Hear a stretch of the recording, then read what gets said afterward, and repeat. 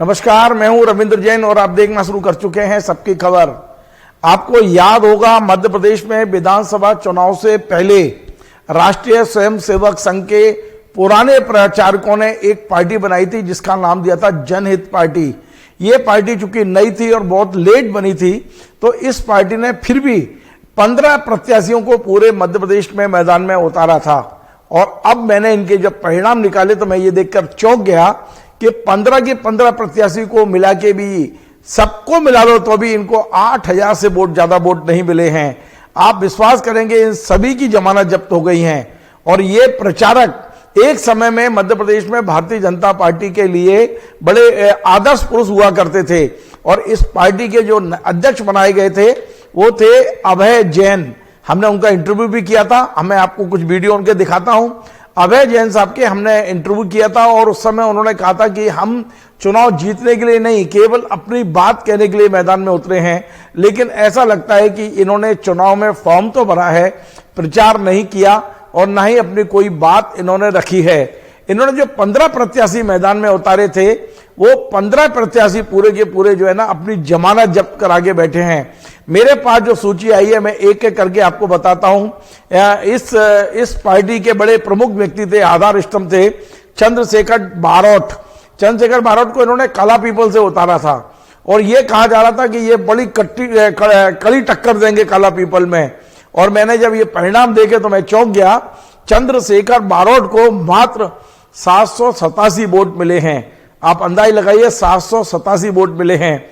इसके अलावा सतना में इन्होंने दीप शिखा जी को उतारा था। पहले इनके पति को टिकट दिया था, बाद में कुछ टेक्निकल कारणों से पति ने मना किया तो इनकी पत्नी दीप शिखा जी को उतारा था। और आप चौंक जाएंगे सुन के, दीप शिखा जी को मात्र 50 वोट मिले हैं। महूगंज जो रीवा जिले का है, अब नया जिला बना है रीवा को हटा के, और वहां से इन्होंने ददन प्रसाद मिश्रा को प्रत्याशी बनाया था और ददन प्रसाद मिश्रा को 268 वोट मिले हैं, मात्र 268 वोट। इस पार्टी के राष्ट्रीय महासचिव बने हैं मनीष काले जी, जो फिलहाल ग्वालियर में रह रहे हैं। उन्होंने काफी काम किया है, राष्ट्रीय स्वयंसेवक संघ के पुराने कार्यकर्ता हैं, कई वर्षों तक वो प्रचारक की भूमिका में रहे हैं, कई राज्यों में काम किया है। इन्हें ग्वालियर में ऊर्जा मंत्री प्रद्युम्न सिंह तोमर के सामने जब उतारा तो मैंने पूछा था कि आप तो ग्वालियर पूर्व में रहते हैं, आप ग्वालियर उपनगर ग्वालियर में चुनाव लड़ने क्यों गए? तो इनका कहना था कि उन्होंने संघ में रह के ग्वालियर में काम काफी किया है, हजीरा इलाके में इनका काफी काम है। और इसलिए मैं आपको बता दूं, मनीष काले जी ने ग्वालियर में पेड़ों की कटाई को लेके भी काफी काम किया है। अभी मैंने जब इनका परिणाम देखा, चुनाव परिणाम, मैं भी चौंक गया। मनीष काले जैसे व्यक्ति को मात्र 165 वोट मिले हैं, मात्र 165 वोट मिले हैं। हम अभय जैन की बात कर लेते हैं। अभय जैन जी इस पार्टी के राष्ट्रीय अध्यक्ष हैं। अभय जैन जी बड़े सरल व्यक्ति हैं, बहुत ही मतलब साधारण तरीके से रहने वाले व्यक्ति हैं। ये मूलतः सागर के रहने वाले हैं, लेकिन 30-35 साल से संघ से जुड़े रहे हैं और भोपाल के MA-NRI से पास आउट हैं। अभय जैन जी को मैंने रिजल्ट देखा, ये मालूम किसके खिलाफ उतरे थे? अभय जैन जी इंदौर क्रमांक 1 से कैलाश विजयवर्गीय को टक्कर देने उतरे थे और इनको मात्र 395 वोट मिले हैं, मात्र 395। मेरी अभय जैन साहब से बात हुई है और उनका कहना है कि हम केवल एक संदेश देने की कोशिश की है, अभी हमारा संगठन में विस्तार नहीं हुआ है, आगे हम विस्तार करेंगे। अभी बहुत, क्योंकि ये जो निर्णय हुआ था पार्टी बनाने का वो एकदम चुनाव के समय ही हुआ था, हम लोग तैयारी नहीं कर पाए। फिलहाल इनको 395 वोट मिले हैं। भोपाल में गोविंदपुरा में बाबूलाल जी गौर की जो बहू हैं, उनके सामने, जो अभी 1 लाख से ज्यादा वोटों से जीती हैं, उनके सामने संघ के ही विशाल बिंदल जी को खड़ा किया गया था और विशाल बिंदल जी को मात्र 514 वोट मिले हैं। मैं बात करूंगा इंदौर क्रमांक 2 की। इंदौर क्रमांक 2 में मेहुर गर्जे को खड़ा किया था, इन्हें 308 वोट मिले हैं। इंदौर 5 में इनके पार्टी के पुराने संघ के पुराने नेता हैं डॉक्टर सुभाष बारोट, बड़े सामाजिक कार्यकर्ता हैं, कई वहां संगठनों से जुड़े हुए हैं। और मैं चौंक गया इनका देख के, मात्र 577 वोट मिले हैं इनको, मात्र 577।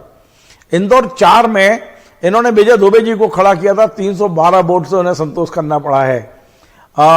गोपाल जायसवाल को ग्वालियर दक्षिण से खड़ा किया था, वहां नारायण कुशवाहा जी जीते हैं बीजेपी से, इनको 147, मात्र 147 वोट मिले हैं। सौंसर 125 विधानसभा क्षेत्र है, वहां से उन्होंने प्रदीप ठाकरे को खड़ा किया था और उनको 1475, थोड़ा ठीक ठाक सम्मानजनक कह सकता हूं, जमानत तो जब्त हुई है लेकिन सम्मानजनक है, इन्हें मात्र 1475 वोट मिले हैं। एक रामजी हुई के कहां से खड़े हुए हमारे पास लिस्ट में नाम नहीं आया है, इन्हें भी 636 वोट मिले हैं। खंडवा में प्रकाश एकले जो सुरक्षित सीट है, और प्रकाश एकले जी को टिकट दिया था, इन्होंने 475 वोट मिले हैं उनको मात्र। निवाड़ी में रामाधार वशिष्ठ जी को टिकट दिया था, उन्हें मात्र 564 वोट मिले हैं। और शाजापुर में हरि सिंह ठाकुर, इन्हें खड़ा किया था, मात्र 870 वोट मिले हैं। यदि आप इनके सारे वोटों का जोड़ लगा लें तो ये मात्र 7600 वोट हैं। 7600 वोट मात्र मिले हैं इस पार्टी को। जनहित पार्टी को लेकिन पब्लिसिटी अच्छी मिली थी, मीडिया में हमने भी कवर किया था, दैनिक भास्कर जैसे बड़े अखबारों ने कवर किया, तमाम सारे टीवी चैनल ने कवर किया। कवर इसलिए किया था कि इसमें जो लोग जुड़े हैं वो संघ विचारधारा के लोग हैं, संघ से कहीं ना कहीं वो लोग खिन्न हैं या संघ ने उन्हें अब दायित्व से मुक्त कर दिया है। ये तमाम सारे लोगों ने अपना एक पार्टी बनाई थी और इस पार्टी का जो हश्र हुआ है वो मैंने आपको बताया है।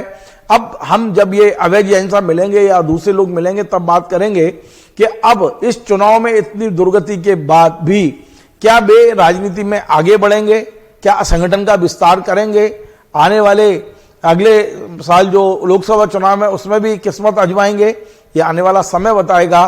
लेकिन फिलहाल जनहित पार्टी को मध्य प्रदेश में करारी शिकस्त मिली है, उनके सभी उम्मीदवारों की जमानत जब्त हो गई है। आपको हमारा ये कार्यक्रम पसंद आए, आप इसे शेयर करें, लाइक करें, कमेंट करें और आपसे बार बार निवेदन है हमारे इस चैनल को सब्सक्राइब अवश्य करें। धन्यवाद।